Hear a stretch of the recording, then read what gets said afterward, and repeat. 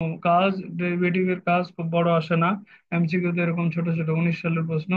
Y equal to sine root over x, সব এদেরকে বলা হয় প্রতিস্থাপন পদ্ধতি। অর্থাৎ সাইন এক্স থাকার কথা, এক্স না থেকে অন্য কিছু থাকলে আবার ডেরিভেটিভ। তাহলে সাইনের অন্তরজ কি কস, তাহলে ডিওয়াই বাই এক্স করলাম, কস রুট ওভার এক্স হলো। এবার রুট ওভার এক্স আছে, এটা তো এক্স না, তাহলে ওকে আবার কাজ করতে হবে 1/2 রুট ওভার এক্স।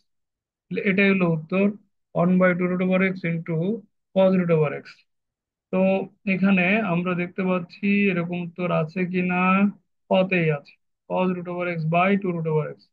তো 41-এরও ক উত্তর। আচ্ছা, মজার একটা প্রশ্ন পেলাম, 42। হুম, এইটা শিক্ষার্থীদের জন্য মোটামুটি একটা কঠিন জিনিস মনে হয়।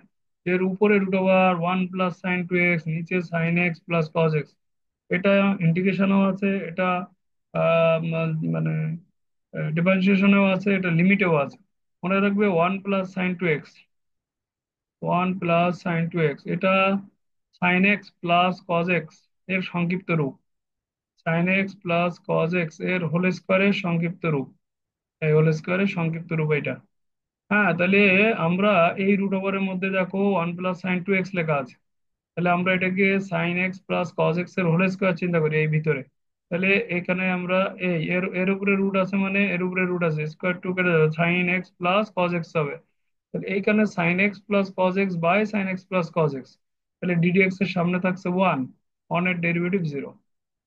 মনে রাখবে এটাও থাকতে পারে উপরে, এখানে নিচে সাইন মাইনাস কস থাকলো, আর উপরে থাকলো 1 - sin 2x।